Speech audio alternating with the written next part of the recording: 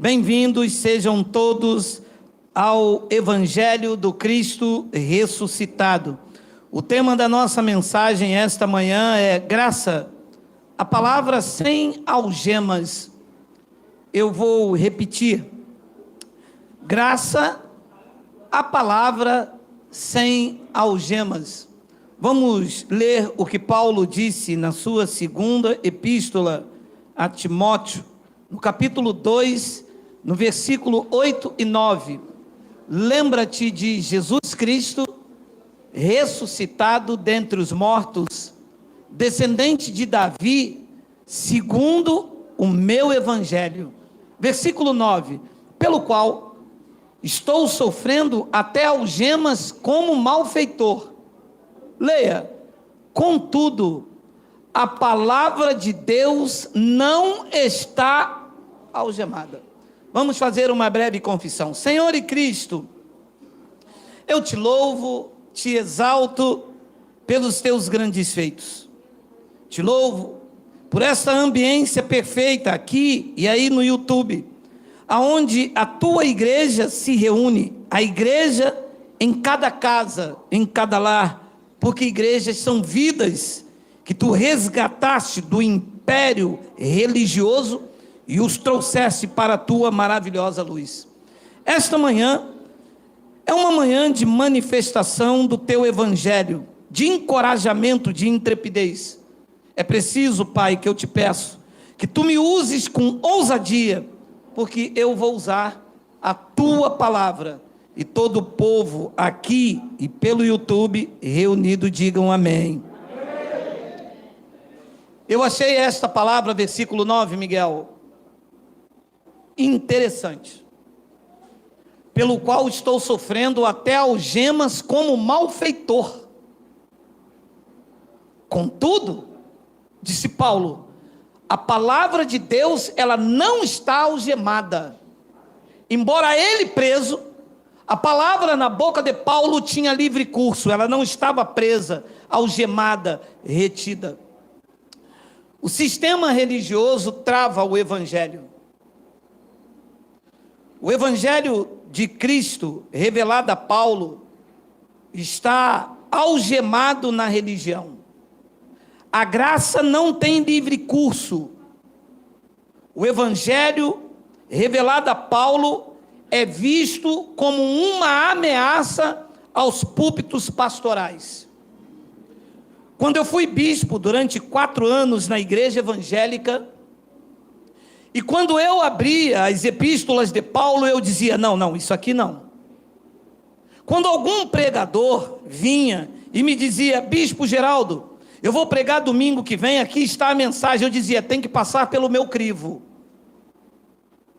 E quando eu lia os textos e que alguma coisa esbarrava num assunto que iria gerar liberdade, eu dizia, isto aqui não.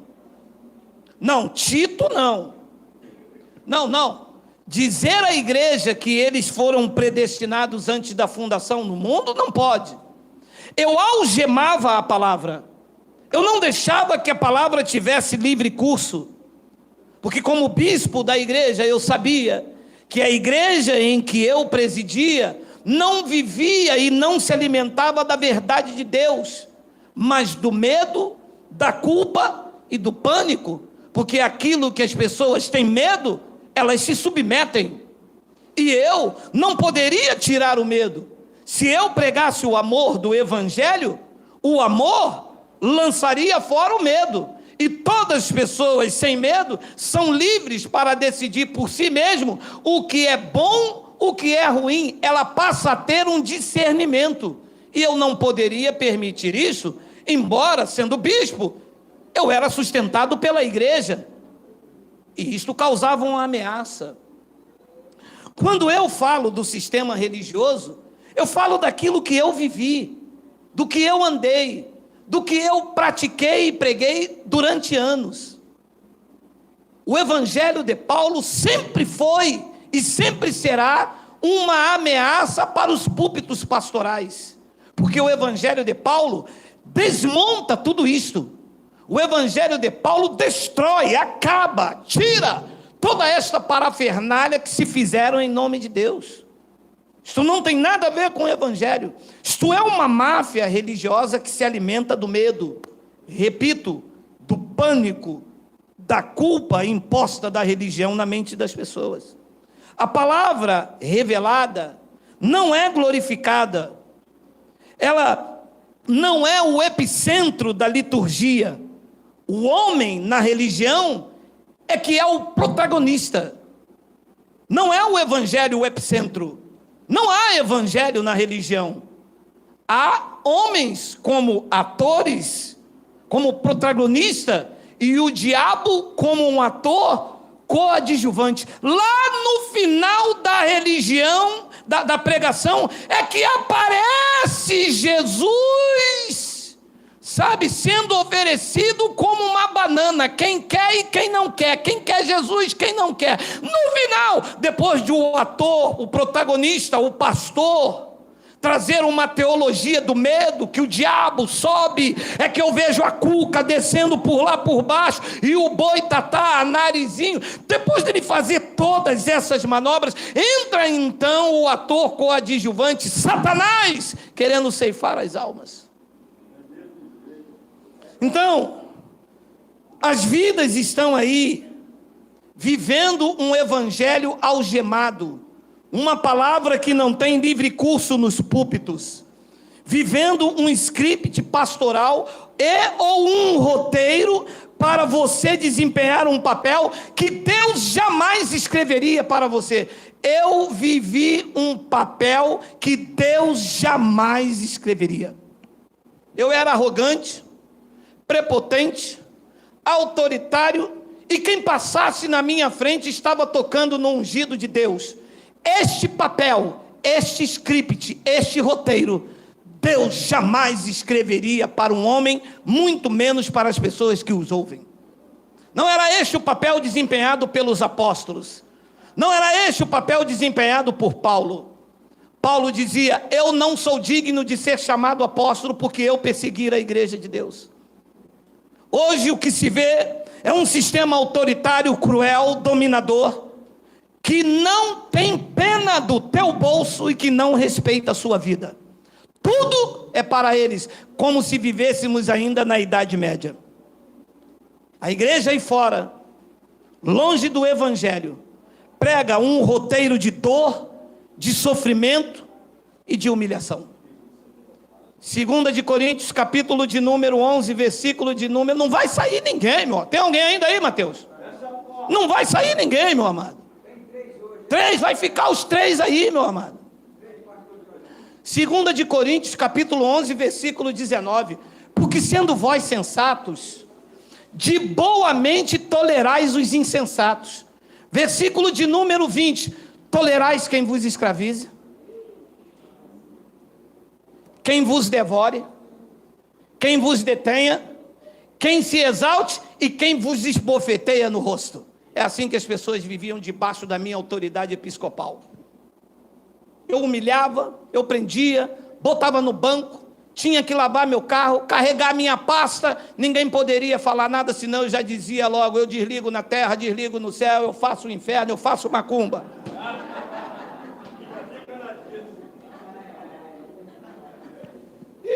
Mas aqui é um roteiro de dor, de sofrimento e de humilhação que manda na sua forma de vestir, que não mostra a liberdade que você tem em Cristo, que te obriga presencialmente a estar no lugar que você não quer estar. Você não é obrigado a estar na escola bíblica dominical, mas ele diz que se você não for, você não toma ceia. E para um crente não tomar ceia, meu irmão, é a pior coisa que tem para um crente que vive com a palavra algemada. Você perde tudo na igreja, mas não perde o culto de ceia, não. E já é por isso que ele já bota no primeiro domingo, onde quase todo mundo já recebe, que é para o acharcamento ser grande. Então, quem vive debaixo de uma palavra algemada, tolera quem... Não adianta, porque essa palavra é real mesmo. Quantas vezes você tolerou ordem de pastor? Quantos que estão me ouvindo pela internet não foram humilhados pelo pastor? Você imagina, meu amado, quando eu penso, chega a me dar uma coisa, chega a me dar um tererê, chega a me dar um som do telefone, meu amado. Meu amado, você tinha que ver as vergonhas que as pessoas passavam. Quantas pessoas estão me ouvindo hoje que foram humilhados por esses cães? Homens casados, mulheres casadas, jovens sendo humilhados, ouvindo o que não deveria, que não se ouviria de um bêbado, se ouvia de um pastor. Coisas que não se diz a um bêbado, se dizia a um homem casado em nome de Cristo, porque eu sou teu pastor. Olha que ponto do ridículo se chega quando você está debaixo de uma palavra algemada. Diz que você tolera quem te escraviza, quem vos devore, quem vos detenha, quem se exalte contra você e quem vos esbofeteia no rosto. Tudo isso porque a verdade de Cristo está algemada, presa, retida, oculta. Colossenses capítulo 1, versículo de número 26, versículo de número 29, disse Paulo: o mistério que estivera oculto dos séculos e das gerações, agora todavia ela se manifestou aos seus santos.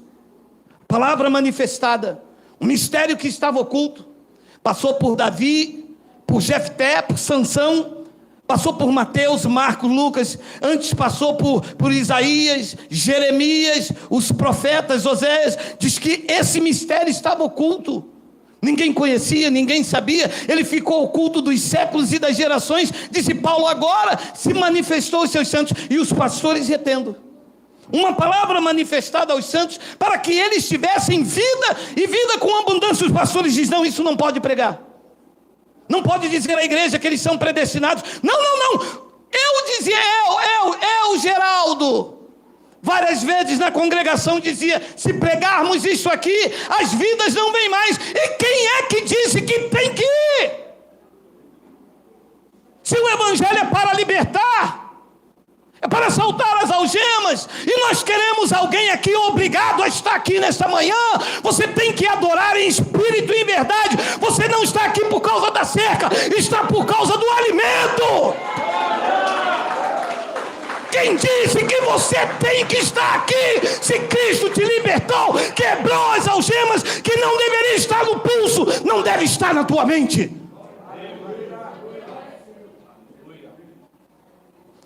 E algema a palavra, isso não pode.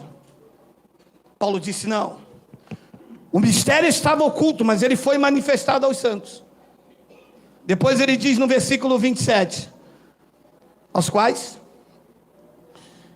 Deus quis dar a conhecer. Não é para reter o conhecimento, não é para ficar num gabinete, não é para ficar num curso de teologia e não mostrar as vidas. É para manifestar, porque Deus quis dar a conhecer qual seja a riqueza da glória desse mistério entre gentios, isto é, Cristo no monte. Como não? Se os crentes vão lá buscá-lo. Cristo na escola dominical. Como não, se essa hora estão abarrotadas? O mistério revelado e que estava oculto, disse Paulo aos Colossenses: Cristo em vocês é a esperança da glória. Cristo em você. E quando você sabe que Cristo está em você, você não vive sob o domínio de homens, meu irmão, mas não vive mesmo. Quando você sabe que Cristo está em você, você sabe que você está inseparável do amor de Deus. Haja o que houver, você deixa de ser evangélico e se torna cristão. A etimologia da palavra cristão quer dizer seguidor de Cristo e não de homens, não de placas. O orgulho cristão: eu sou pentecostal. Qual é a sua igreja? Eu sou da igreja Deus é a favor. O trocadilho por causa do... não sou besta, né? Eu sou da igreja pentecostal, Deus é o favor. Favor nenhum. Tem favor nenhum, tudo eu pago. Tudo eu que faço. Eu sou da igreja, Deus é carinho. Mas carinho não tem nenhum. É um Deus mau, déspota, que tem prazer no meu sofrimento, que quer o meu sacrifício. Que Deus de amor é esse? Não. Que Deus de amor é esse? Se até o nome da denominação é contra aquilo que se prega. Diz o versículo de número 28, o qual, olha como a palavra tem livre curso, o qual nós anunciamos, advertindo a todo homem, e ensinando a todo homem toda a sabedoria, leia, a fim de que apresentemos todo homem imperfeito, hein? Vocês não aceitam palavra algemada, não? A palavra aqui tem livre curso. Vocês não estão perfeitos porque comeram pão e suco. Vocês não estão perfeitos porque foram buscar ele no monte. Vocês não estão perfeitos porque passaram pelas águas. Vocês estão perfeitos porque no Espírito ele fez uma obra quando levou a mão para um lado, levou para o outro e bradou no mundo espiritual dizendo: Tetelestai, está consumado, está pronto, não há nada que fazer. E espiritualmente em Cristo vocês estão perfeitos. Recebe aí.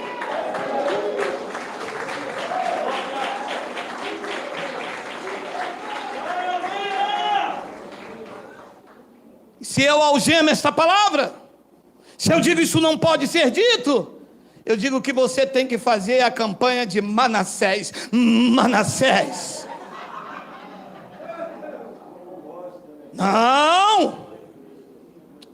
Não vai nesse negócio de Geraldo que em Cristo espiritualmente vocês estão perfeitos, não.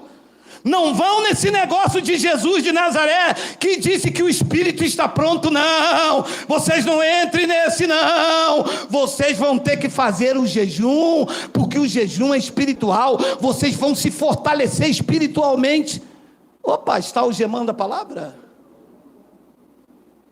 Está me reduzindo a lei? Quem jejuava eram os fariseus. Os discípulos de Jesus não jejuavam.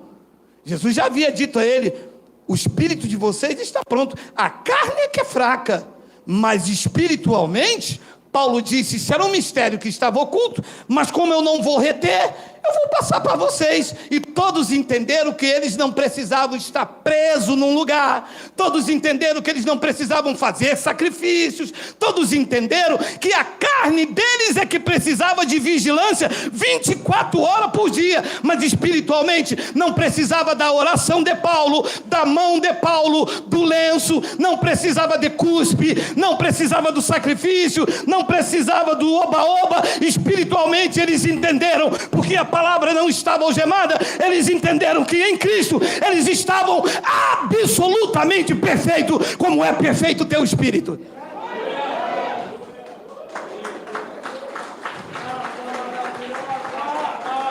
Agora, quando se algema esta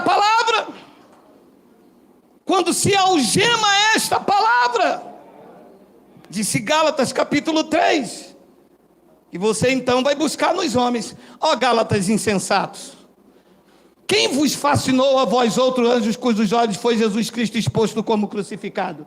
2, quero apenas saber isso de vós: recebeste o Espírito pelas obras da lei ou pela pregação da fé? 3, sois assim insensatos, que tendo começado no Espírito, estejais agora aperfeiçoando na carne? Ouça, não é um jogo de palavras, é um entendimento. Aperfeiçoar na carne é insensatez. Se a obra foi feita no Espírito, para que eu comer pão e suco? Se a obra foi feita no Espírito, para que eu fazer um sacrifício? Paulo disse: vocês são insensatos, porque vocês tendo começado no Espírito, vocês estão agora permitindo uma palavra algemada, vocês não terem acesso ao conteúdo perfeito do que Cristo fez por vocês, e vocês estão agora se aperfeiçoando na carne. É o que os crentes fazem. Infelizmente, meus irmãos fazem isso. O que é? O que é? Quaresma, Geraldo. Que mundo você vive? Como assim? Quaresma, Geraldo, você não sabe não? Meia-noite não pode sair na rua, tem a mula sem cabeça, o boi tatá, o coisa ruim, o sete frecha.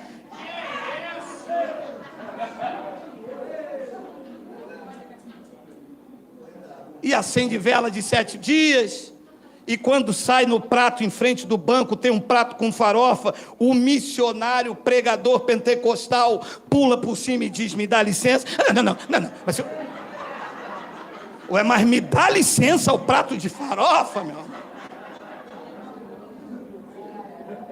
Como é que se pode um homem pregar o evangelho e pedir licença ao prato de farofa, meu amado? Pega aquilo, leva para casa, frita uns 2 ovos, faz uma jarra de suco.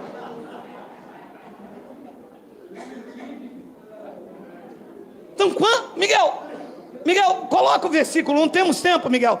Coloca na BV para mim, Miguel, por favor, com todo respeito. Coloca na BV. Bíblia Viva. Coloca o 2, Miguel. Gálatas insensatos. Olha isso. Olha isso, meu amado. Quem foi o feiticeiro que sugestionou e pôs em vocês esse encantamento ruinoso? Ui!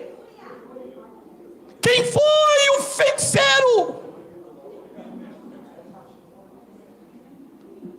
Do original grego, aquela palavra é baskainos. Um bruxo feiticeiro cheio de magia e de encantamento. A igreja não recebe evangelho, a igreja recebe encantamento, uma palavra algemada que não tem livre curso para chegar ao conteúdo do que Cristo fez por vocês. É claro que um tipo de mensagem desse choca os púlpitos pastorais. É claro que os religiosos se veem achincoalhados diante da verdade de Cristo, porque desmonta as suas autoridades pastorais. É claro que a missionária ligou para minha casa dizendo, eu vou fazer um trabalho para Assuncê. Eu disse, que missionária é você? Mercenária do cão, minha amada? Fazer trabalho para Assuncê? Isso não é o outro lado que diz isso, minha amada? É claro que eles se sentem ameaçados quando se estampa uma verdade dessa. Ó, Gálatas insensatos, quem foi o feiticeiro que os sugestionou e pôs em vocês esse encantamento renoso? Porque vocês costumavam ver o significado da morte de Jesus Cristo tão claramente, como se eu tivesse exibido diante de vocês um quadro com o retrato de Cristo, morrendo na cruz. Versículo de número 3, só quero fazer-lhe uma pergunta, bradou Paulo aos Gálatas. Vocês receberam o Espírito Santo pela tentativa de guardar as leis judaicas? Claro que não, pois o Espírito Santo só veio sobre vocês depois que vocês ouviram acerca de Cristo e confiaram nele para ser salvo. A igreja faz o contrário. Algema a graça de Deus e diz, não, vocês têm que obedecer às leis judaicas. Está escrito aqui que o dízimo, João Batista batizou nas águas. Está escrito aqui que Jesus naquela noite partiu o pão e vocês têm que obedecer isso. Paulo disse, é claro que não. Vocês receberam o Espírito Santo pela tentativa, não é guardar, se tenta. São 613 mandamentos. Depois ele diz no versículo de número 4, tem aí, Miguel? Então, será que vocês ficaram completamente loucos? Pois se a tentativa de obedecer às leis judaicas nunca lhe deu vida espiritual no princípio, por que vocês têm que ter...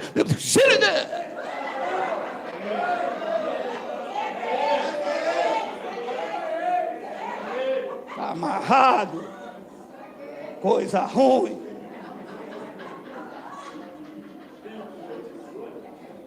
Mas eu vou falar. Eu estou na unção. Pois se a tentativa de obedecer às leis judaicas nunca lhe deu vida espiritual no princípio, por que vocês pensam que a tentativa de obedecê-la agora os fará cristão mais forte? Se desde o princípio a lei nunca aperfeiçoou coisa alguma, como é que agora, depois da cruz, como é que agora que ele disse tetelestai, vocês estão guardando as leis judaicas para se tornar um cristão mais forte? obedecendo a homens, a doutrina de homens, a regimento interno, algemando a palavra, dizendo isto pode, isso não pode, isto prega, isto não prega, é regimento interno, é estatuto, e não se submete ao regimento que veio do céu. Este é o regimento interno da igreja. Interno não, interno e externo, e aberto para o mundo ouvir que a graça do Senhor nos basta. Este é o regimento da igreja. A graça de Cristo, que ameaça os púlpitos pastorais, que ameaçam as gemadas dos coronéis e dos papas da igreja. Este é o evangelho bomba. Paulo nos seus dias era o homem bomba do evangelho, meu amado. É que infelizmente não tem muitos Paulos nos dias de hoje. Todos eles estão aí debaixo da autoridade de Mamão. O evangelho virou uma negociata, um evangelho negociado que tem que pregar o que diz o estatuto, que tem que pregar o que diz a convenção. Ei, alô, ouça, meu nome é Geraldo, vocês são cães gulosos, vocês não são pregadores do evangelho, vocês roubam a paz, vocês insultam o evangelho, mas o evangelho destronará vocês, porque eis que se surge um povo corajoso, destemido, zeloso, de boas obras, que vai abrir a boca como trombeta de Deus e vai dizer que a graça de Cristo nos... Diga glória a Deus.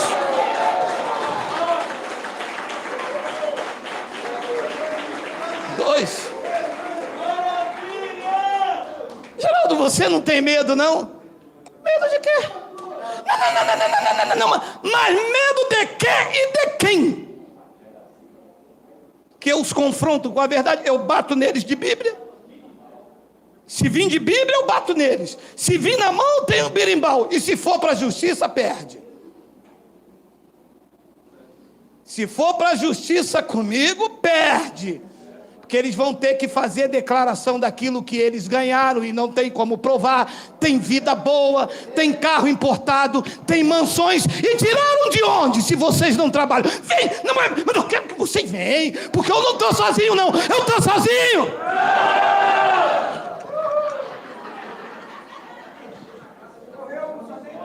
Vem mexer no vespeiro, eu sou dedão, meu amado. Ai, só tem dois aí, eu tinha três. Meu amado, isso é muito forte. Eles não aguentam isto. Se eu reter essas informações, eu algemo a palavra. E a verdade não chega nas vidas. E as vidas ficam rodeando em cima disso que foi apresentado a vida inteira. Culto para destruir o diabo. Jesus vai voltar. Crê no Senhor Jesus Cristo e será salvo tu e tua casa.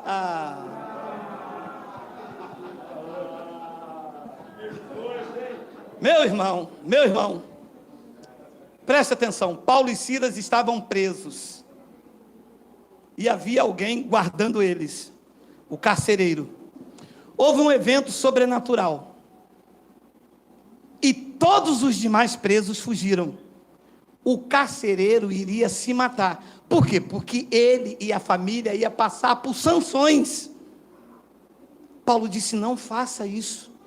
Nós ainda estamos aqui. Creia, vai ser salvo você e sua casa. Por quê? Porque todos eles iriam ser penalizados com aquela fuga. E o pastor, não, meu irmão. Você dá o teu filho está nas drogas? Você dá o teu filho, Deus vai salvar o teu filho pela tua fé. Crê no Senhor Jesus Cristo que vai ser salvo você e tua casa. Se pregasse para Eva, hein? Se pregasse para Eva, Eva ia dizer, pastor, o senhor mentiu para mim aí. Caim era do maligno aí, ó. Se Deus vai salvar alguém pela minha fé, se a minha fé não salvou nem a mim, ele disse, vocês são salvos pela graça, isso não vem de vocês, isso é um dom de Deus, não é a tua fé que te salvou, foi a dele, foi a obediência dele, foi a obra dele. Então, privaram a igreja de viver a liberdade e a colocou sobre um cativeiro. E quando eu digo igreja, Os algozes, os patronos dizem: você ataca a igreja. Eu ataco o templo. Eu ataco o lobo. Eu ataco quem te escraviza. Eu ataco quem te insulta, quem humilhou você. Eu estou aqui batendo naquele que botou o nariz de palhaço em você, enquanto você trabalhava de sol a sol, enquanto você tomava conta de idoso, fazia a unha, varria a rua, trabalhava de manhã e de noite levando marmita no trem. Ele tomava o seu dinheiro em nome de Deus, te escravizava, e você ainda defendia chamando ele de homem de Deus. Eu não ataco a igreja são vidas. Eu ataco o templo em nome de Deus. Eu não ataco o pastor Dom, eu ataco o lobo que fez você de chacota, que te humilhou, se meteu no teu casamento, se meteu na tua vida e algemou a palavra para que você não descobrisse a sua verdadeira herança em Cristo. Efésios capítulo 4, versículo de número 7 e 8, olha aí. Eu acho que é 7, Miguel, eu acho que eu coisei, Miguel. Vai passando aí, Miguel, temos tempo, Miguel. Efésios 4, 7. Não, Miguel, bota na Almeida aí, Miguel, porque vai aumentar lá em cima. Tá na Almeida, Miguel. Miguel. E a graça foi concedida a cada um de nós, segundo a proporção do dom de Cristo. A cada um de nós. 8, por isso diz, quando ele subiu às alturas, leia a palavra, levou cativo o cativeiro e concedeu dom ao pastor. E concedeu o quê? Dons aos homens. Agora veja, quando ele subiu às alturas, olha o que ele fez, levou o cativo, o cativeiro. Todo cativeiro espiritual é uma fraude. Todo lugar que te tenta te prender é uma fraude em nome de Deus. Não existe cativeiro, não existe obrigatoriedade de permanência, de frequência. Isto é uma fraude em nome de Deus. Você não está preso, você não está algemado, você não é obrigado a nada, porque o cativeiro que existia antes do sofrimento de Cristo, quando ele subiu às alturas, diz que ele levou o cativo, o cativeiro. Todo cativeiro espiritual, ele disse: chega, ninguém vai estar preso, ninguém vai estar algemado, ninguém vai estar submetido a sacerdotes, todos agora me pertencem, eu sou o cabeça da igreja, e todos vocês são meus, sem ruga, sem mancha, sem mácula e sem defeito.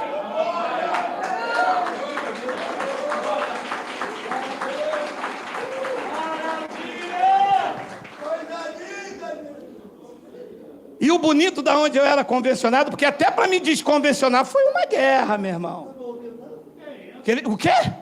Eles dizem que você tem que pagar uma multa, que você assinou um contrato, porque há 1 ano não pagou ainda a convenção, porque a carteirinha, a gente vai na tua casa e vai comer tudo, e crente come demais. Misericórdia. Deus me livre. Ele andou pela internet dizendo: Geraldo agora está pervertendo a fé dos irmãos. É Geraldo que está pervertendo a fé com aquilo que vocês ocultaram. Vocês fizeram da igreja de Cristo um cativeiro. As pessoas estão presas aí. As pessoas dizem: eu não posso sair de lá, porque foi lá que eu me converti. Cativeiro. Porque você não se converteu lá.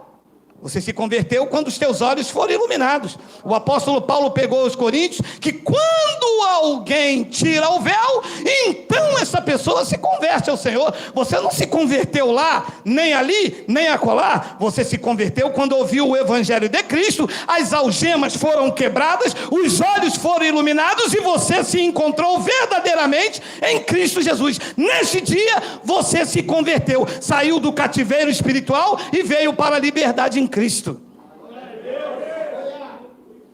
Então, diz que levou o cativo, o cativeiro, e concedeu dons aos homens.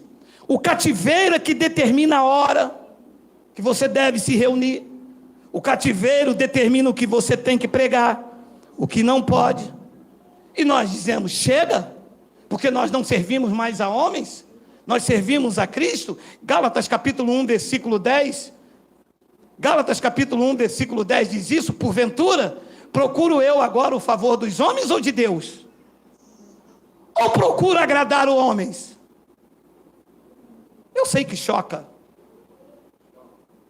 porque se eu agradasse ainda a homens, não seria servo de Cristo. E quantos estão nesses lugares aí para agradar homens?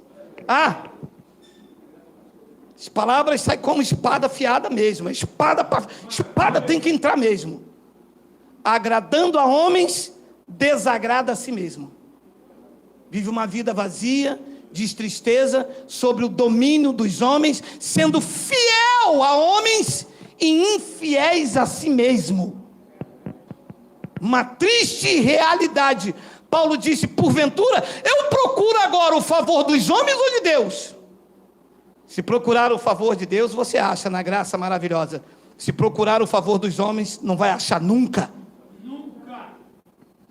Ou procura agora o favor dos homens, ou procuro agradar a homens.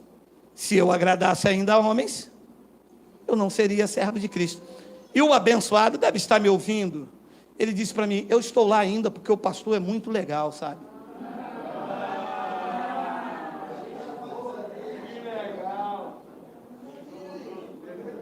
É que o pastor é amigo meu, sabe? Tem uns irmãos aqui que veio da onde era. Tinha um que o pastor gritava com ele na frente de todo mundo e dizia assim: você vai querer que eu, como pastor da igreja, saia para ficar na portaria? Não é você que é o porteiro daqui? E ele diz: não, é porque eu estou lá que ele é muito legal, sabe? Um senhor com 60 e poucos anos, recebendo um abuso desse público, procurando o favor de homens.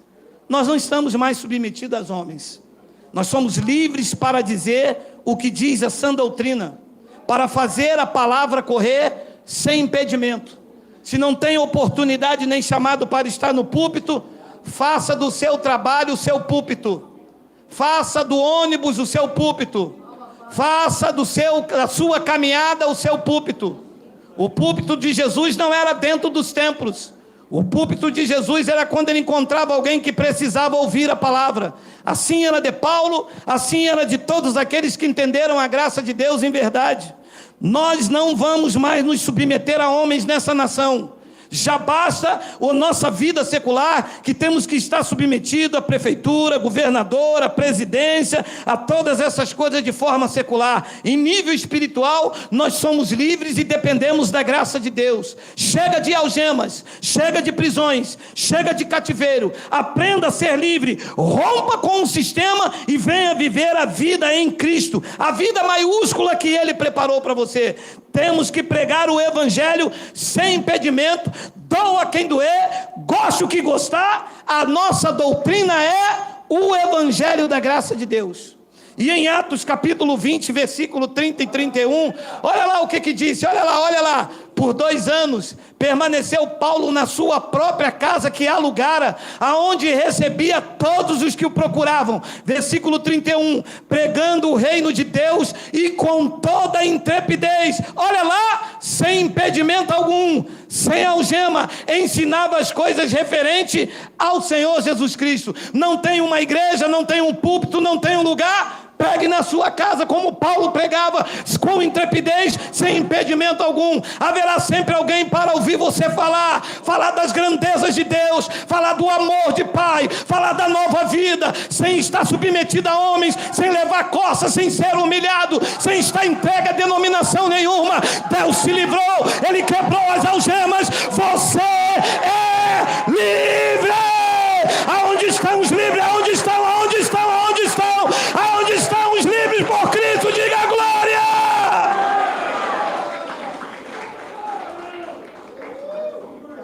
Que todo impedimento nesta manhã seja destronado, que tudo aquilo que te prende debaixo de julgo do homem seja quebrado na autoridade de Cristo, que seja destronado todo peso que colocaram, toda canga, todo julgo. Ele disse: o meu jugo é leve, o meu fardo é suave. Chega! Nós vamos falar do evangelho sem impedimento.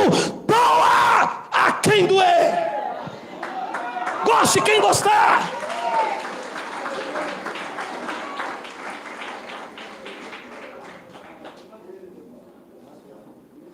Eu quero ler com vocês, antes de terminar.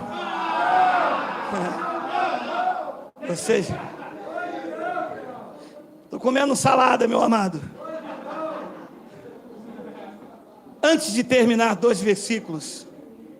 Eu quero ler uma passagem muito linda. Para quem está sem algemas. Cantares, capítulo 2, versículo de número 10. O meu amado fala e me diz: levanta-te, querida minha, formosa em minha, e vem. Vem viver o evangelho da graça. Vem romper com essas algemas, com essas prisões emocionais. Venha viver o evangelho de Cristo, onde te mostra a tua posição, sem humilhação, sem julgo, sem pagar um preço que já foi pago, sem fazer um sacrifício que ele não aceita. O único sacrifício aceitável nesse pacto foi o dele.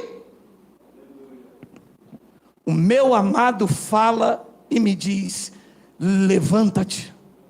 Quando ele diz para levantar, não é para ficar prostrado, levando puxão de orelha dentro desses lugares, sendo humilhado. Só vale quanto tem, quando dá, quando faz. Quantas pessoas aqui deram tudo, e quando não puderam dar, nunca foram reconhecidos. Quantas pessoas aqui frequentaram lugares, ajudou, pintou, construiu, hoje descobriu o evangelho, eles nem batem na tua porta dizendo muito obrigado. Quantas pessoas aqui ficaram debaixo de cajado, sentado na última cadeira, humilhado pelos coronéis da igreja. Ouça o que o Espírito diz à igreja: levanta-te, amada minha, formosa minha, e vem andar na luz do evangelho do Cristo ressuscitado. Vem! É para se levantar e vir com tudo. E se tiver medo, vem com medo mesmo, mas venha!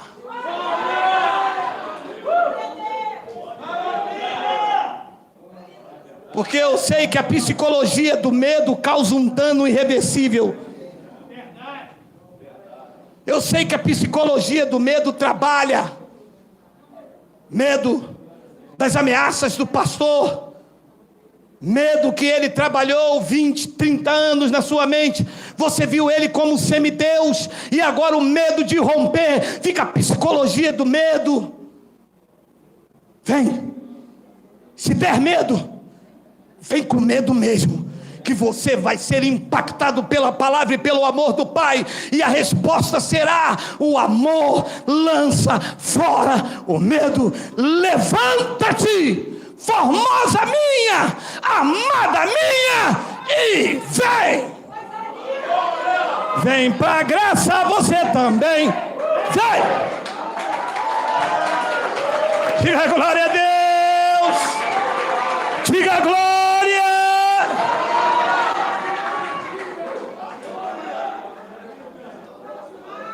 Versículo de número 11. Porque eis que passou o inverno, cessou a chuva e se foi. 12. Tem um 12. Aparecem as flores na terra. Chegou o tempo de cantar as aves, e a voz da rola ouve-se em nossa terra. Sabe o que ele disse ali? Volta, não corre não, coronas do Covid. Aparecem as flores na terra. Sabe o que é isso? É sinal de que você não está mais num cativeiro, num quarto escuro, comendo o que te dá uma vez por dia, bebendo água suja, barrenta, num quarto escuro, frio. Sabe o que ele quer dizer ali? Eu quero dizer, na verdade, que você está vendo com os outros olhos a beleza da vida. Aparecem as flores na terra. Chegou o tempo de cantar.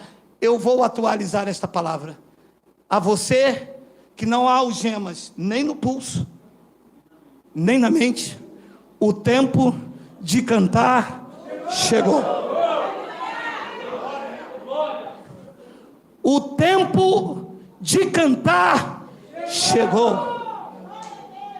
Vai haver mudanças na tua vida. A ótica será outra. O foco agora é outro. Você vai experimentar a boa, a perfeita e agradável vontade de Deus. Vai sair debaixo do jugo dos homens e andará sobre a luz do Evangelho de Cristo.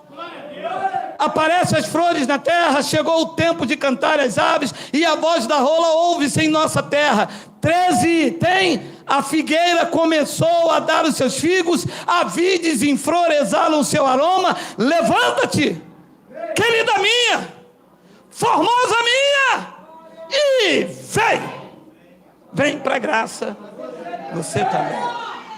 E eu termino com 1 Coríntios capítulo 3, versículo de número 21. Leia aí, leia. 1 Coríntios, é isso mesmo? 26, Miguel? Miguel, tu cedo, né, Miguel? Deixa eu ver se é isso mesmo, Miguel. Passa o 27 aí, Miguel. Miguel. Não acho que não é isso não, Miguel. Você, deixa eu ver, Miguel. Está anotado aqui, Miguel. 1 Coríntios 3, Miguel. Miguel, você está com coronas de Covid, Miguel? Come um feijão, tem um cara com feijão aí, Miguel. 1 Coríntios 3, Miguel, versículo 21, eu que botei errado, Miguel, me perdoe, me desculpe, meu lindo. Tem aí não, Miguel? 1 Coríntios capítulo 3, versículo 21, não tem não? Versículo 21 não tem, Miguel? Não tem nada. 2 Coríntios capítulo 3, Miguel. Ô, Miguel, como que não tem, Miguel? Miguel, você está ao vivo, Miguel. Bota algema nesse cara aí. Algema ele aí. Pega alguém, mano. Portanto, ninguém se glorie nos homens, porque tudo é vosso. 22. Seja Paulo, seja Apolo, seja Cefas, seja o mundo, seja a vida, seja a morte, seja as coisas presentes, seja as coisas futuras, tudo é vosso. 23. E vós de Cristo, e Cristo de Deus.